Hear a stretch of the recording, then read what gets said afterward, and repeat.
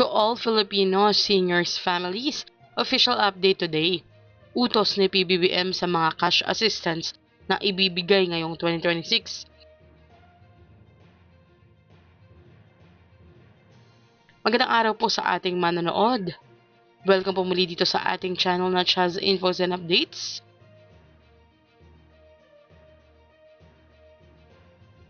Alam niyo po ba na ipinagbabawal ng 2026 General Appropriations Act or GAA or itong National Budget for 2026 ang paglahok ng mga politiko sa pamamahagi ng cash assistance at iba pang uri ng tulong pinansyal ng pamahalaan ayon kay Department of Budget and Management or DBM Acting Secretary Rolly Toledo.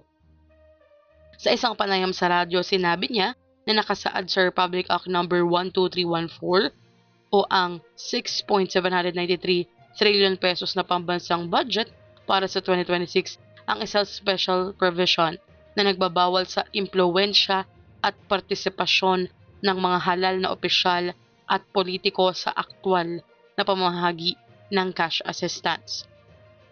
Ayon sa Section 19 ng batas, ang pamamahagi ng cash at financial assistance ay isasagawa exclusive lamang sa mga otorisadong opisyal at kawani ng gobyerno o accredited partners. Mahigpit na ipinagbabawal ang presensya, pakikilahok o impluwensya ng mga politiko, kandidato o kanilang mga kinatawan maliban sa mga opisyal na may direktang administrative and executive authority sa implementing agency.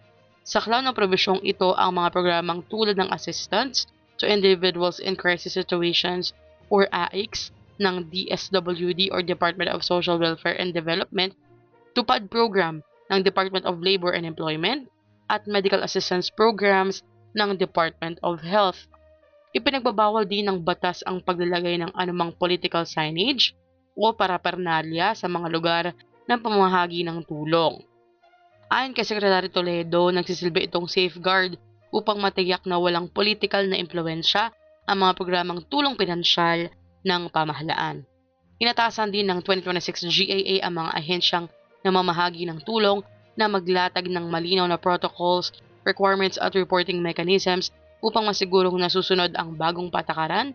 Ang Joint Congressional Committee on Public Expenditures ang magbabantay sa pagpapatupad nito. Samantala po sa ilalim naman ng Section 20 ng 2026 GAA, ipinagbabawal ang paglalagay ng pangalan, larawan, logo, kulay o anumang simbolo ng sinumang public official sa mga signboard ng lahat ng programa, aktibidad at proyekto ng pamahalaan. Ano po ang masasabi nyo sa utos na ito ng batas at ng ating Pangulo? I-comment na sa baba. Hanggang dito na lamang po muna. Again, ito po ang Just Infos and Updates. Like, share, subscribe para kayo ay updated. God bless po and have a nice day.